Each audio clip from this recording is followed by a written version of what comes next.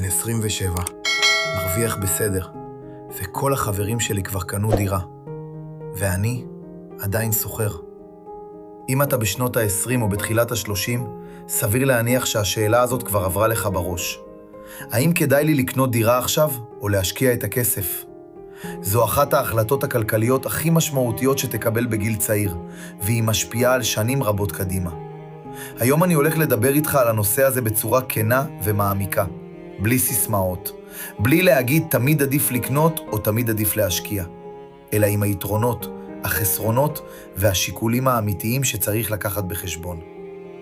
למה השאלה הזאת כל כך נפוצה? בגיל צעיר יש לנו בדרך כלל הון עצמי מוגבל, אבל יש לנו גם את הדבר הכי חשוב, זמן. הזמן הזה מאפשר לכסף שלנו לצמוח אם אנחנו משקיעים אותו נכון. מצד שני, יש גם לחץ חברתי ורגשי חזק לקנות דירה, להתיישב, להיות כמו כולם, לא לפספס את הרכבת. הלחץ הזה אמיתי. אבל דווקא בגלל זה חשוב לעצור ולבחון את העניין לעומק. היתרונות של קניית דירה בגיל צעיר. יש כמה יתרונות אמיתיים לקניית דירה בשלב מוקדם. ראשון, ביטחון רגשי ויציבות. כשיש לך נכס משלך, אתה לא תלוי במשכיר. זה נותן תחושת ביטחון ויציבות, במיוחד אם אתה מתכנן משפחה. שני, בניית הון דרך סוחר לעצמך. במקום לשלם שכירות למישהו אחר, חלק מהתשלום החודשי הולך לבניית ההון שלך דרך המשכנתה. שלישי, הגנה מפני עליית מחירים. אם מחירי הדירות ממשיכים לעלות לאורך שנים, קנייה מוקדמת יכולה להגן עליך מפני עליות חדות. אבל לכל יתרון יש גם מחיר. החסרונות והסיכונים, החלק החשוב. קניית דירה בגיל צעיר טומנת בחובה כמה סיכונים משמעותיים שכדאי להכיר. ראשון, עלות הזדמנות גבוהה. כשאתה שם את רוב ההון העצמי שלך בדירה, אתה מפסיד את היכולת להשקיע את הכסף הזה במקום אחר. לאורך 10 עד 15 שנה, ההפרש בין השקעה בשוק ההון לבין הון עצמי תקוע בדירה יכול להיות גדול מאוד. 2. מינוף גבוה ומחויבות ארוכת טווח. רוב הצעירים לוקחים משכנתה גבוהה. זה אומר שאתה מחויב כלכלית לשנים רבות. אם תרצה לשנות כיוון, ללמוד, לפתוח עסק, לעבור דירה או אפילו לעבור עיר, זה הופך להיות הרבה יותר מסובך. שלישי, חוסר נזילות. דירה זה נכס לא נזיל. אם תצטרך כסף במהירות, אבטלה, מחלה, הזדמנות עסקית או אפילו הזדמנות השקעה טובה, קשה מאוד לממש את הדירה בלי הפסד משמעותי. 4. עלויות נסתרות ותחזוקה. מעבר למשכנתה יש ארנונה, ועד בית, ביטוח, תחזוקה, שיפוצים והוצאות בלתי צפויות. הרבה צעירים לא לוקחים את זה בחשבון כשהם מחשבים כמה זה עולה לי בחודש. 5. ירידת מחירים. גם אם היסטורית מחירי הדירות עלו, זה לא מובטח. בתקופות מסוימות מחירים יכולים גם לרדת, במיוחד אם אתה קונה באזור מסוים או בתקופה של ריבית גבוהה. בקיצור, קניית דירה זה לא רק להפסיק לשלם שכירות. זו החלטה שמשפיעה על הגמישות הכלכלית שלך לשנים רבות. מה קורה אם במקום לקנות, משקיעים?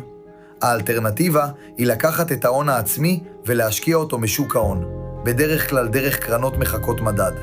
היתרונות העיקריים, נזילות גבוהה, אתה יכול למכור חלק מההשקעה בכל רגע. פוטנציאל תשואה גבוה יותר לאורך זמן, בממוצע היסטורי. גמישות, אתה לא כבול לנכס אחד ולמיקום אחד. אפשרות לבנות הון מהר יותר אם אתה משקיע באופן עקבי. החסרונות, תנודתיות. שוק ההון יכול לרדת בחדות לתקופות מסוימות. אין בית משלך, אתה עדיין משלם שכירות. דורש ידע והתמדה או ייעוץ טוב. אז מתי כדאי לקנות דירה? כדאי לשקול לקנות אם יש לך הון עצמי משמעותי יחסית, לפחות 20 עד 25% ממחיר הדירה. אתה יציב תעסוקתית ומרוויח הכנסה קבועה. אתה מתכנן להישאר באותו אזור לפחות 7 עד 10 שנים. הביטחון הרגשי חשוב לך יותר מהתשואה הפוטנציאלית. אתה מוכן לקחת על עצמך מחויבות ארוכת טווח. מתי עדיף להשקיע? כדאי לשקול להשקיע אם ההון העצמי שלך עדיין נמוך יחסית. אתה עדיין לא בטוח איפה תרצה לגור בעוד כמה שנים. אתה מוכן לקחת סיכון מחושב בשוק ההון. אתה רוצה לשמור על גמישות כלכלית גבוהה. אתה מעדיף לבנות הון בצורה מהירה וגמישה יותר. השורה התחתונה, אין תשובה אחת נכונה לכולם. יש אנשים שקנו דירה בגיל צעיר והיום הם מרוצים מאוד.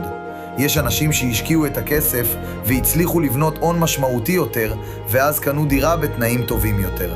ההחלטה צריכה להתבסס על המצב הכלכלי שלך, רמת הסיכון שאתה מוכן לקחת, היעדים האישיים והמשפחתיים שלך, כמה חשוב לך הביטחון הרגשי לעומת הגמישות הכלכלית. אל תקנה דירה רק כי כולם קונים, ואל תשקיע רק כי זה מה שכולם אומרים. תבדוק את המספרים שלך, תבין את ההשלכות ארוכות הטווח ותחליט בצורה מושכלת. כי בסופו של דבר, זו לא רק החלטה על דירה או השקעה, זו החלטה על איך אתה רוצה לחיות את חייך בשנים הקרובות. אם הסרטון הזה עזר לך, תלחץ על להירשם ועל הפעמון. ותכתוב לי בתגובות בין כמה אתה ואיפה אתה עומד עם ההחלטה הזאת. התוכן בערוץ זה למטרות חינוכיות ובידור בלבד. אינו מהווה ייעוץ פיננסי, ייעוץ השקעות או ייעוץ מס. כל השקעה כרוכה בסיכון. התייעץ תמיד עם יועץ מוסמך.